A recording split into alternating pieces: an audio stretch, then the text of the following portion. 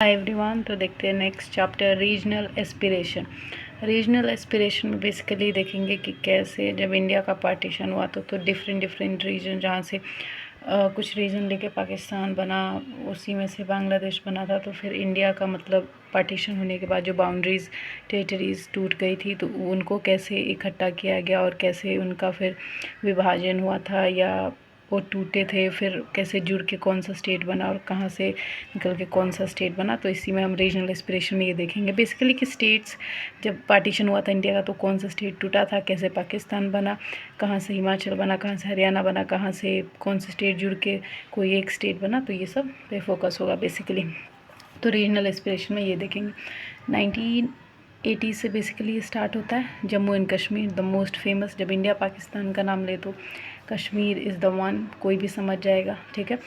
तो जम्मू एंड कश्मीर जो है उसमें सबसे पहले जम्मू कश्मीर लद्दाख, ये 3 अलग अलग रीजन है, जिसमें कश्मीर में ज़्यादातर लोग मुस्लिम और सिख बुद्धिस्ट हैं। जम्मू में मेजॉरिटी जो है हिंदूज़ की है, फिर मुस्लिम, फिर सिख। लद्दाख में बुद्धिस्ट और मुस्लिम रहते हैं। यहाँ पे हिंदू लोगों की इतनी मतलब कम हिंदू रिलीजन के लोग वहाँ पे रहते हैं लद्दाख में, ठीक है। और यही अगर रूट्स ऑफ प्रॉब्लम की बात करें तो आखिर प्रॉब्लम क्या है कश्मीर के साथ। 1947 से पहले कश्मीर जो था एक प्रिंसली स्टेट था, ठीक है। महाराज हरी सिंह यहाँ के आप कह सकते हैं इंचार्ज थे, जो कश्मीर को संभालते थे, महाराजा हरी सिंह।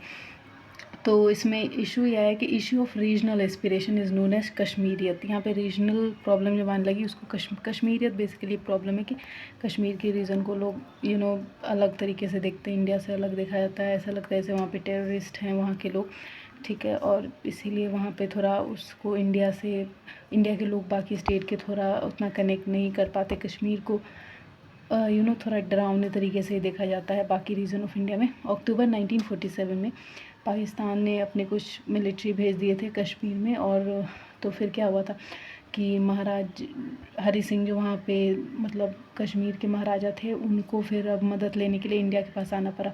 तो इंडिया ने उनको हेल्प की और फिर लेकिन उनसे इंस्ट्रूमेंट ऑफ एक्सेशन साइन करवा लिए। एक एग्रीमेंट था जिसके थ्रू कश्मीर इंडिया के साथ जुड़ गया, ठीक है। वरना पहले महाराज हरी सिंह जो है इसको एक इंडिपेंडेंट स्टेट बनाना चाहते थे, पर ऐसा नहीं हुआ।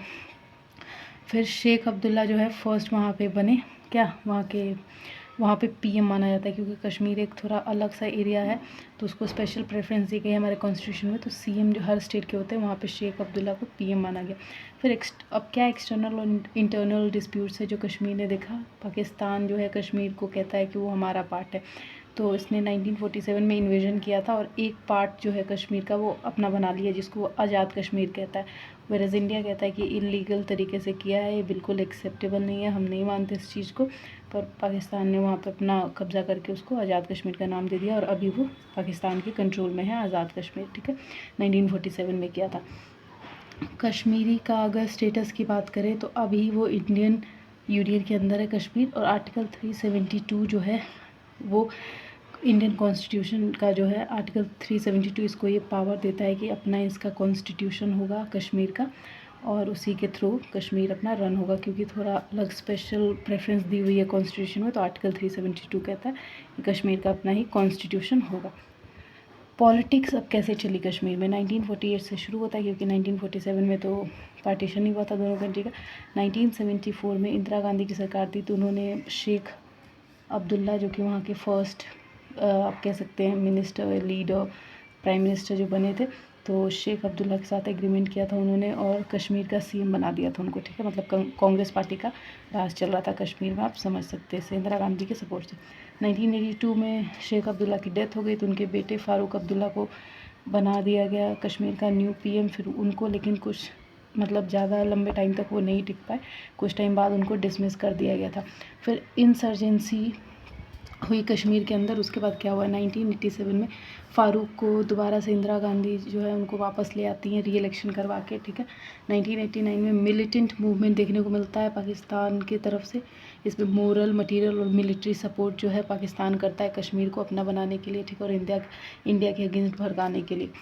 और 1990 तक वॉयलेंस चलते रहता है इसके अंदर बहुत बुरी तरीके से कश्मीर के अंदर। फिर फ्री एंड फेयर इलेक्शन करवाए जाते हैं 2002 में। तो यहाँ पे पीडीपी एक पार्टी और कांग्रेस पार्टी के कोलेशन के थ्रू कश्मीर में एक गवर्नमेंट बनती है और वहाँ पे लोग जो चुने गए लीडर वो रूल करते हैं और कश्मीर को संभालते हैं उसका जिम्मा।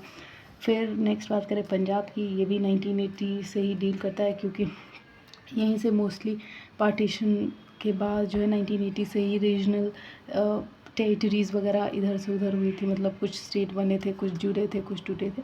तो 1980 जो है मेन ईयर है जिस टाइम पे ये सब काम हो रहा था।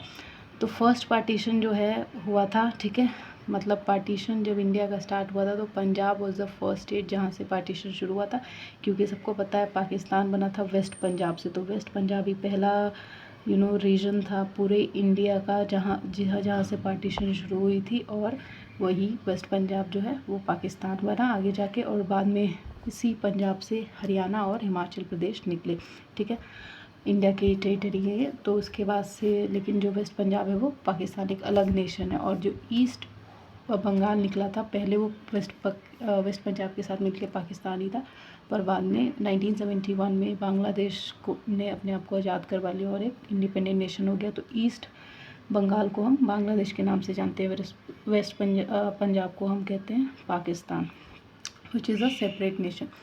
अकाली दल फॉर्म हुई थी, पार्टी है जो बेसिकली सिख लोगों को ज़्यादा प्रेफरेंस दे रही थी, ठीक है, 1920 में बनी थी, और इसका पॉलिटिकल विंग सिख था, मतलब सिख लोगों को ज़्यादा इंपॉर्टेंस देना। लेड मूवमेंट फॉर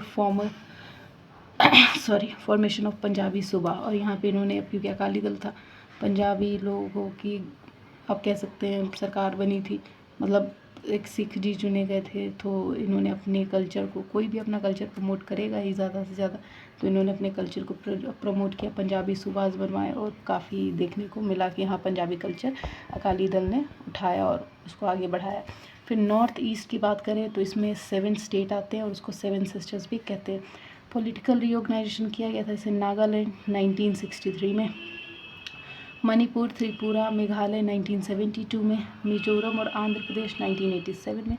3 इश्यूज देखने को मिलते हैं नॉर्थ ईस्टर्न स्टेट को, क्या है वो, एक तो डिमांड फॉर ऑटोनॉमी, दूसरा movement for secession, and third issue is opposition to outsider. ये 3 जो इश्यूज़ हैं ये नॉर्थ ईस्टर्न स्टेट में लंबे टाइम से देखने को मिलते हैं और बहुत प्रॉब्लम होती है। और एक बहुत इंपॉर्टेंट चीज़ है कि नॉर्थ ईस्ट में 7 स्टेट्स हैं इंडिया के, जो कि 7 सिस्टर भी उनको कहा जाता है, ठीक है।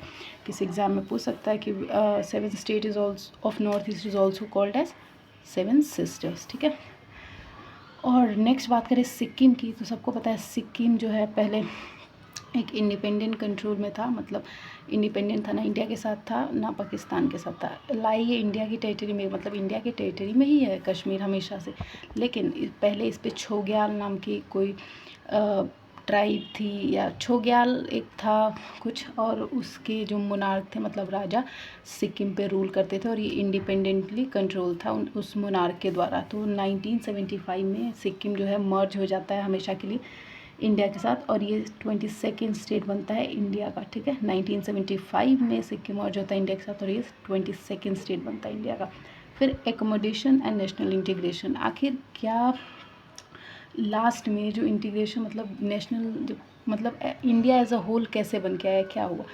तो रीजनल एस्पिरेशन को इसलिए प्रायोरिटी दिया क्योंकि रीजनल एस्पिरेशन जो है ये part of democratic politics form करता है, मतलब कि डेमोक्रेटिक पॉलिटिक्स का मतलब होता है पूरी कंट्री को लेके चलना।